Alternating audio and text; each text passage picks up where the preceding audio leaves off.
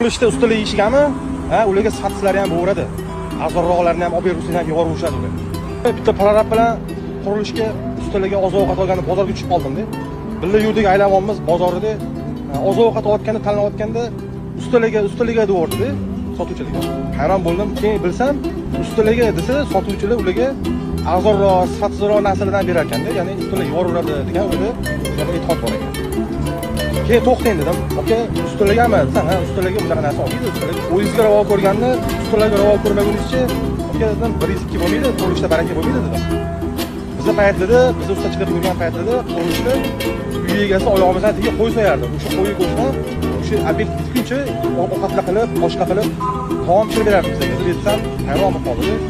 Unaqa zamon o'tib ketgan-ku deydi. Hech qanaqa unaqa zamon o'tib ketmagan dedim. Qurilish materiallarida umuman pulingizni ayamayapsizmi, birodar? Ustalarni yeb ichishdan ham ayamang. Ustani yeb ichishdan ayaganingiz bilan uyingiz juda ham zo'r bitib qolmaydi, chiroyli bo'lib qolmaydi yana ham. Yoki baraka kirib qolmaydi oilangizga, okay?